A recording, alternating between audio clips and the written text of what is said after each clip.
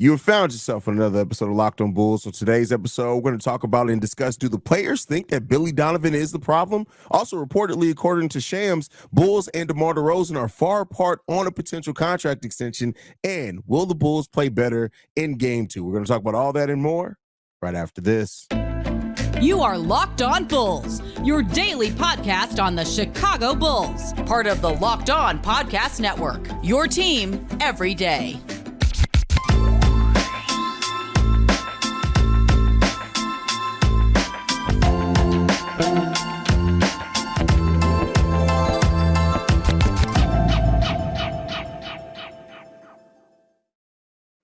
Thank you for tuning in to Locked On Bulls, member of the Locked On Podcast Network, where it's your team every single day. That's Pat the Designer, host and creator of the Windy City Breeze, and host of the Chicago Bears podcast over at ESPN 1000. I'm Haize, host and creator of Chicago Bulls and Chicago Bears Central. And today's episode is brought to you by Dave. Download Dave today at dave.com/LockedOnNBA. You can get up to $500 in 5 minutes or less. No credit check, no late fees. All right, Pat. So we know that the players had a players-only meeting yesterday, and we're going to talk about a couple of topics that Shams actually shared and talked about today. But the first one up that he did talk about is that a lot of the players are unhappy with Billy Donovan, unhappy with the offense. You know, they talked about the fact that the offense was supposed to change. It didn't really change, upset with his rotations, kind of the same things that we talked about. So it's good to know that the players are noticing it, not necessarily that there's discourse, but do you think that the players are looking at this situation and they're saying, it's not us, it's the coach? Is that what's happening here now in Chicago? All I ever think about is that young dude that was like the little football player. He was like, y'all did everything y'all was supposed to do. It was the coaches. Oh, no. No, but here's the thing. I think there's frustration on all parts right now because I can give you a play. We can all sit here and look at each other and go, that's a stupid play. And we can come up with something that is a play that's going to work in our favor. I think a lot of the players only meeting and frustration that probably came from that. I doubt that that was, we're sitting in here dissing Billy Donovan, and that's why we told him not to come back into the locker room. You know what I mean? But what I will say is there's probably some conversation on, listen, there are times when Billy does this, and this is not working in these games. As a team, we need to make the decision to run what's working on the court. And whether that is right, Kobe White making the decision to just try and throw an entry pass into the post. I mean, just try. I mean, just try it a little bit. You know what I mean? You're 6'5". Get the ball in the ball. You're 6'5", bro. Right there. You know what I mean? Just drop it down. That way. You know what I mean? No, like I really do believe that's one of the keys. And you know what? I'll give credit here, and I love that Nikola Vucevic spoke out at Billy Donovan yesterday, because we've been waiting for somebody who's going to show some heart and stand up on this team. I don't know if I take the full-on Mark Eversley approach. I don't know if you saw that, where basically he was like, this is what you want to see from your players because it means they care. No, it means they're pissed off. That don't mean they care, right? Like, it means that they're irritated right now at the fact that they just came out and got their butts kicked by 20. But what I will say is that seeing Vooch be the one to vocalize it. Yeah. I actually thought about it today. Like, he's the only one on this team, or at least the most recent one. I can't say he's the only one. He's the most recent one on this team who was relied on to do everything on their team. Like, DeMar DeRozan had a number two. Vooch had Vooch. So in that sense of it, right, there's this mindset of like, hey, I've been here, was this 3 years now? And I know I can make more of an impact than what you're letting me do. And I need to tell my teammates that I can make more of an impact than what you're letting me do. And I'm going to tell you to your face that I can make more of an impact than what you're letting me do. And I actually like that is something that the conversation is having, because to me, somebody speaking up to these players is the one thing that could turn into, oh, why don't we get a basketball to Vooch? Yeah. Because when Pat Bev said, let Zach LaVine shoot the basketball, all of a sudden it's been Zach hoisting 15 shots a game in the first half. And we like, oh, I ain't seen Zach shoot the basketball this much in a while. Yeah, I think it ultimately, when it comes down to it, with Vooch being the one that kind of vocalized and kind of started all this, is that, you know, he is the veteran. And this is why I know DeMar's a veteran too. But like, it's and he just re-signed here. Like Vooch was traded here. He now made the decision to stay here when he could have went elsewhere. And so by making the decision to stay here and also realizing and being able to talk about the issues, it just hits a little bit different. Now, I'm glad that the players had a players-only meeting. I hope that in that meeting they held each other accountable. The little bit that we have gotten from it seems like they just had an open discussion on how to correct it, that they do want to correct this and get this shit right before it really can get too far out of hand. And so while it does suck that your team had to have a players-only meeting after one game, I do like that the energy behind it, the motivation behind it is because, listen, they all noticed some things out there. I think everybody came into the season really kind of excited about what they thought they can achieve together. And when you get punched in the face the first game and it starts bringing questions to that, I'm glad that they've looked to make some changes now. So I think that is good. Like you said, I'm not necessarily taking the Mark Eversley approach either, but I do think the fact that the dialogue's here, that we don't have people who are just sitting on the opposite sides of the locker room frustrated, not talking to each other, right? We don't want to have that either. So, well, it usually don't happen in game one, right? Like there is still some concerns for me that this Bulls team is having players only. I like the discourse. I like the discussion very much so, but like, is that going? Here's the thing. There's one of two ways that players only meetings work. You win games, it worked. You lose games, it didn't work. How many players only meetings we have last year? What, 4 by the end of the season or something like that? Like, I feel like we actually had a lot of players only meetings last season. Yeah. And none of them showed us anything. It's true. None of them changed anything. Listen, the one thing I know about the Chicago Bulls is they can talk a good game. When they go to that podium, they can talk a good game. Like that's all and Billy Donovan know he's the best talker of the bunch. I want to see if there's going to be. Hey, Billy, he should have been a used car salesman in another life, bro. Hey, bro, Billy, like I commend all the writers that do Billy Donovan's press conferences, bro, because Billy, you ask him a question, bro, he talking for 8 minutes for sure. And he gonna break down like the technicalities of basketball that go into certain things and where you need to be and how you want to see the team shoot and how you want to see the team respond and by the end of it, if you actually get an article out of that, shout out to you, bro. Like that was impressive.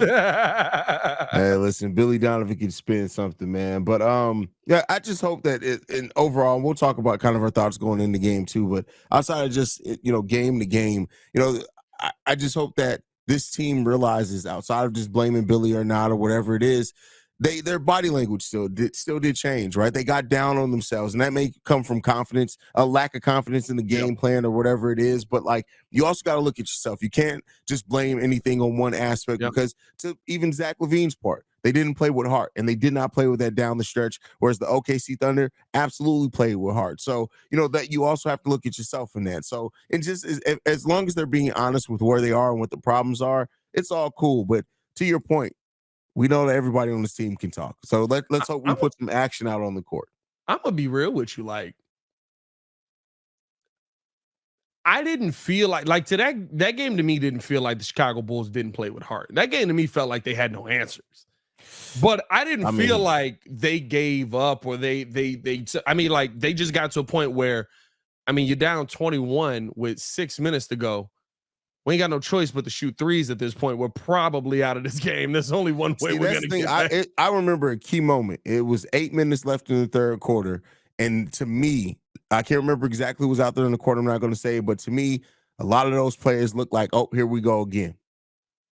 And I feel like that took them out the game at that point. And that was 8 minutes left in the third quarter. It just didn't feel like to me that they were hard. I thought like I saw positives from the Bulls. This was not a game. There were some positives definitely in the game. Yeah, this was not a game where I was like, oh my God, like this is the worst basketball team that I've ever seen in my life. Like they played poorly to close out the game. I wanted to see them play better, and they shot poorly the entire game. But I thought defensive moments there, and defense is hard. Like there was some defensive moments where it was like, yo, like we got a defense here. Like I'm actually impressed by what I'm seeing on the floor, especially when we had that Drummond, Torrey Craig, Alex Caruso, Javon Carter, Ayo Dosunmu lineup out there. Now we got 0 points out of that. 0 points was scored with that lineup out there. And that is the biggest problem with the Chicago Bulls team. But I don't know. I didn't feel like it was heartless. I was a little bit shocked when Zach said that. I've seen heartless Bulls. Y'all seen me when the Bulls play heartless. I've seen that. Yeah, we've seen heartless Bulls. We've also seen skillless Bulls. And shout out to Denzel Valentine on that one. We seen what, bro? What you said? Skillless. Oh, lack skillless. of skills. Skillless. Not gumless. Bro, I thought you said skinless. I was like, what? Oh, no. He got too many gums. He got all his skin is in the gums, even if he was missing some skin. It's all in the gums. Hey, no, there's no skills in those gums, bro, because that rap album was whack. I said skin, but that too, first of all, anyway, I was gonna go on a whole tangent. Hey, that's a tangent there, bro. I'm not even gonna go down it. Next up, we're gonna be talking about.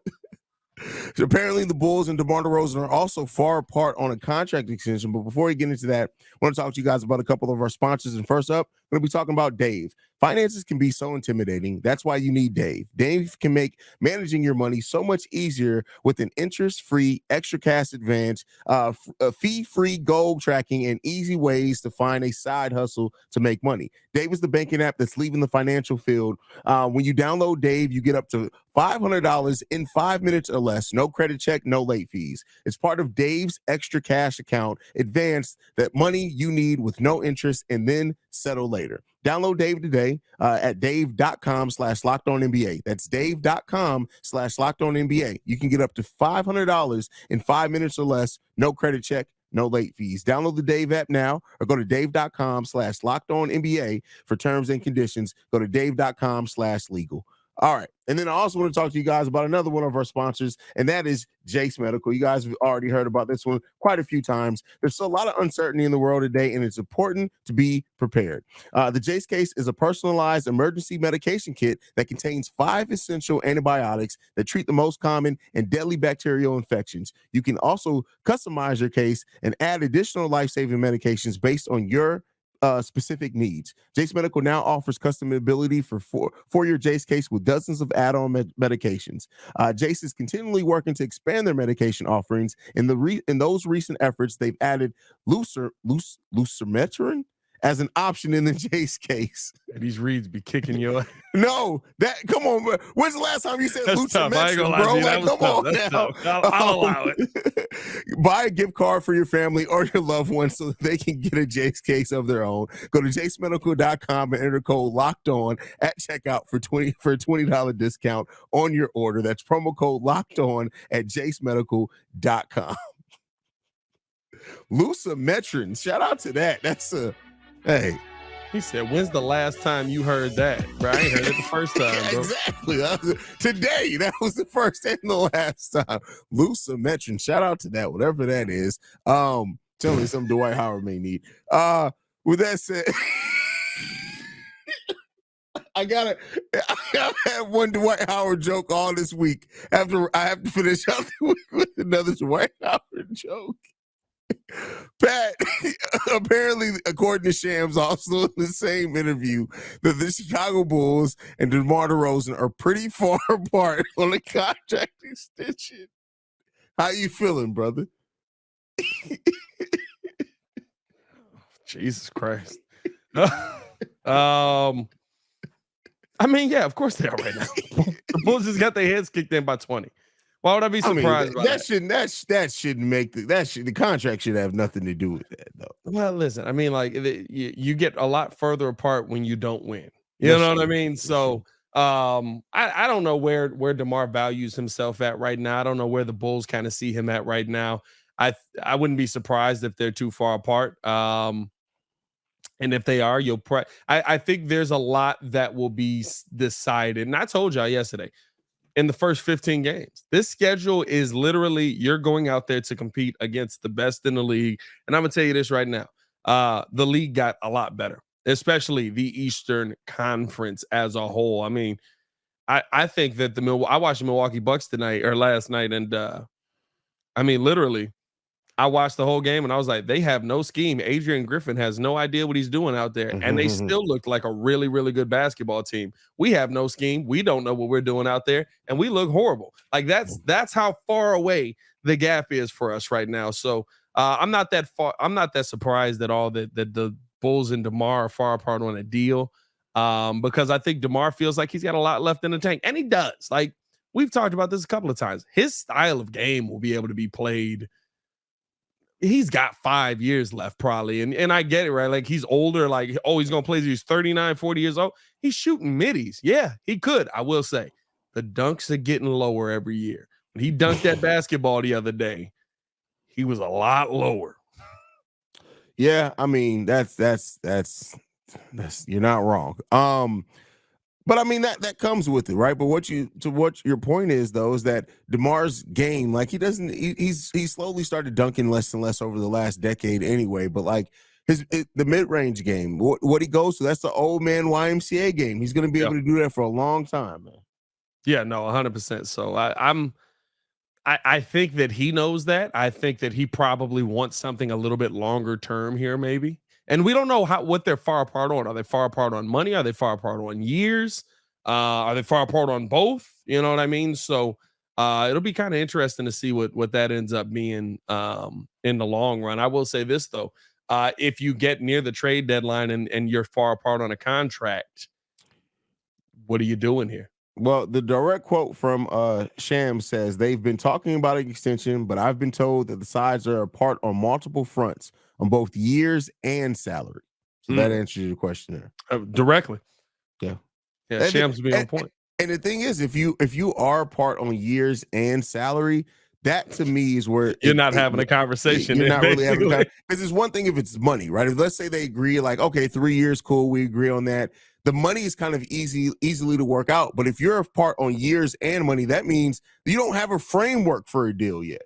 You don't have a framework. You're just both basically saying is, I'm interested to get a deal done. Okay, cool. Well, we got 3 years, $65 million for you. And DeMar's like, hey, no, how about $580?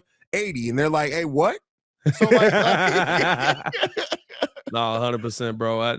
I don't know, man. Like that is an interesting one to see play out. Like I said, though, like if you're, let's say we go through the first 15 and, you know, it's not overwhelming, but it's not underwhelming. It's just whelming, right? Where are you feeling with where DeMar DeRozan? Now, I do think he'll be here till the trade deadline, but if you're far apart and your team is kind of just middling, you moving on? Yeah.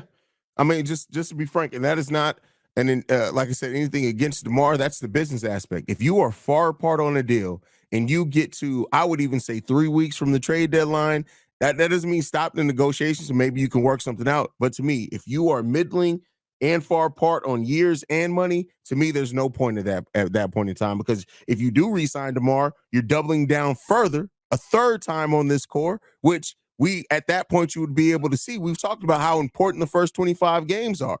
If you are middling at that point, or God forbid below that, what's the point? And again, this isn't anything against DeMar. This isn't necessarily anything against his play style. But at that point, you got to ask yourself, are you keeping DeMar around because you like him? And that's cool, right? That's cool for teams that have a path. If we're middling, we ain't got no path. You can't be keeping people around just because you like them. and it's, again, I said this in the beginning of the season, and I'll say this now, right? One game in, I do like what we saw from P. Will, but what is DeMar really doing for the young guys as far as turning them into these elite players? Dalen Terry looks worse. That's another thing that people say all the time. Well, we got to keep him for mentorship. But the same people who say that complain about Patrick Williams, complain about Ayo, complain about Dalen Terry. Like, it's like, okay, you're shooting your own argument in your foot. You can't at the same time say, let's keep the person for mentorship and then complain about every young person except Kobe White we have on the roster. Yeah, Dalen Terry looks worse. I think here's the thing you have to take into account, too. This is not only a season where, okay, if this is working, right, like, Zach LaVine's going to be here. They're not moving Zach. Kobe White is probably going to be here. Maybe Ayo Dosunmu ends up getting moving. I don't know at this point. But you got some guys in like a DeMar DeRozan or a Nikola Vucevic that maybe could get moved around. And at one of those positions, you have a young player that you could throw in and now have somebody who could back up and be in that power forward position, moving P. Will over to the 3, possibly, and just seeing it, right? Just seeing if you've been shooting yourself in the foot. And if your season's down the drain, that's usually the time where teams go, all right, I want to see what that looks like, though. I mean, and it's hard to fight against it. That may need to be what the case is if this continues. Like, I mean, and again, we don't want to act doom and gloom. I've seen some of you guys in the comments saying, "Oh, the season's over with already." I'm like, somebody even said, I think it was more on Central. They were like, after 10 games, if we're not 8-2, it's time to blow it up. I'm like, an eighth of the season. Let's be clear here. That's 10 games is an eighth of the season. Calm down, fam. Hey, listen, 8-2 is crazy, especially with the lineup we got. It did feel like a Mets fan a little bit though yesterday, didn't it? Though, bro. Just like, oh, shout out and ATS too. I know he's watching. This dude said because the Bulls play 10 out of 15 at home, that makes every game easy, and there's no way the Bulls should be anything less than 12 and 13. I was like, y'all got to stop doing drugs, bro. That's a failed drug. You can't say 12 and 3 because the games are at home. Huh? Yeah, ATS. He's been in your comments too. He's in all of ours. Hey, bro, I think that's my boy.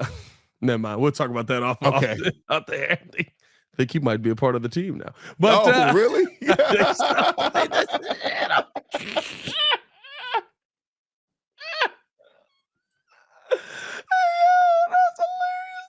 Hey, let me do this read before I get. Hey, man. Where that John at? We do. Hey, we do have to let you go before we get to this final topic. That would threw me off. I think he's on the team out here. Where we will talk about what the Bulls can do coming up this Friday versus the Toronto Raptors. But we do want to tell you guys about PrizePicks. PrizePicks is the largest independently owned daily fantasy sports platform in North America. They're the easiest and most exciting way to play daily fantasy sports. It's just you against the numbers instead of battling thousands and other players, including pro and sharks. You pick more than or less than on 2 to 6. I talked about you with the read kicking your butt. Jesus Karma. Christ. I say I have to do nothing. You pick more than or less than on 2 to 6 players, stat projections, and watch the winnings roll in. PrizePicks is the most fun that you can have, winning up to 25 times your money this basketball season. You just select 2 or more players, pick more or less on their projected stats, and place your entry. You got quick withdrawals, easy gameplay, and enormous selection of players, stat types, and what make PrizePicks the #1 daily fantasy app. Here's the thing. You can go to prizepicks.com/LockedOnNBA and use the code LockedOnNBA for a first deposit match up to $100. Go to prizepicks.com/LockedOnNBA. Use the code LockedOnNBA for the first deposit match up to $100.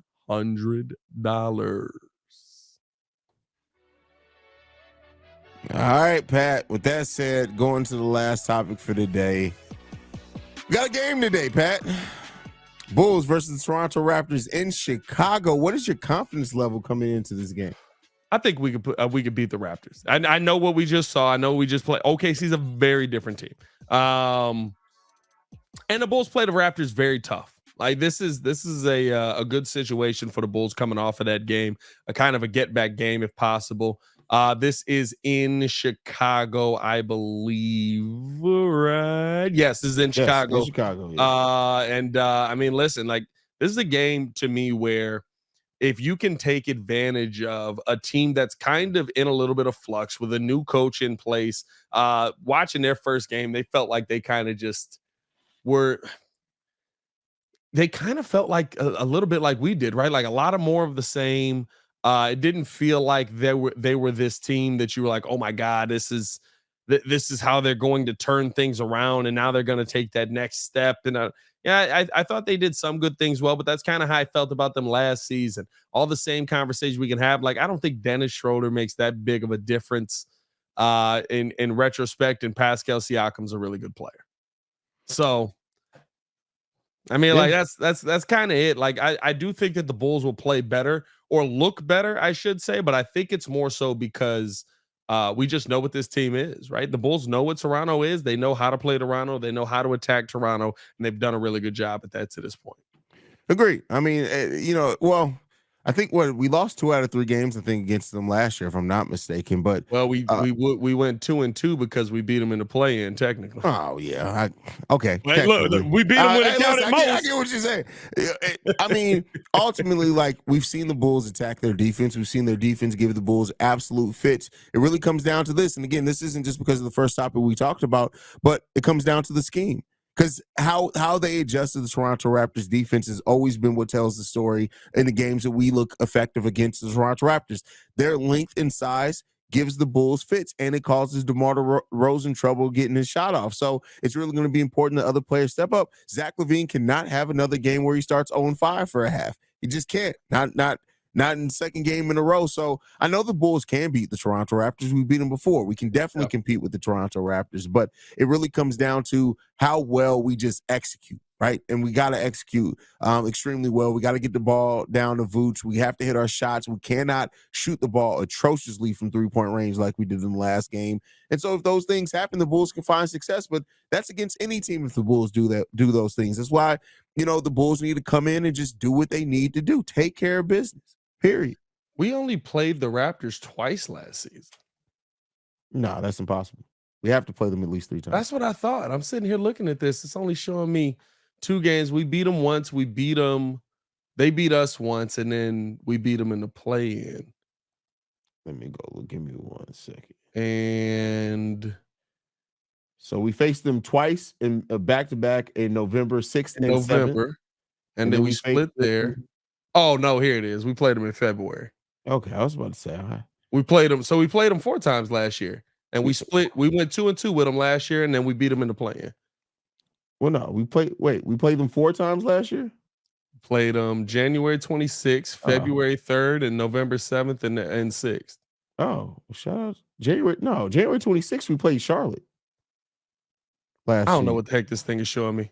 Yeah, we only played the Toronto Raptors 3 times last year. We faced them February 28th. That was a loss, 104-98. And then we had a back-to-back game of November 6th and 7th. We lost the first one. The second game of that back-to-back is the game that I talked about before. That second game of that back-to-back, we executed an amazing plan against them where we attacked their defense before it had a chance to set up. So.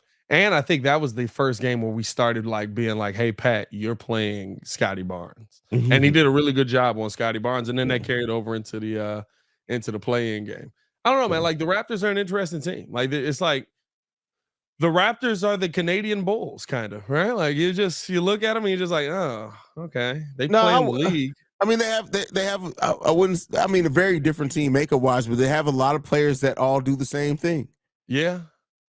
I look at them and I'm just like, it should work. Like, that's kind of how I feel about the Raptors. Like, yeah, it should work. I mean, Scotty Barnes, is Thad Young still there? Thad Young's not there anymore, is he? Yeah, Thad's still there. Thad's still there. Yeah, I mean, Precious Achiuwa, Chris Brew, or Pascal Siakam. Yeah, I mean, like, you just look at the team, you're just like, I see names. What y'all gonna do this year? And maybe they'll do more this year, but it still feels like more of the same, but we'll see. Hey, listen.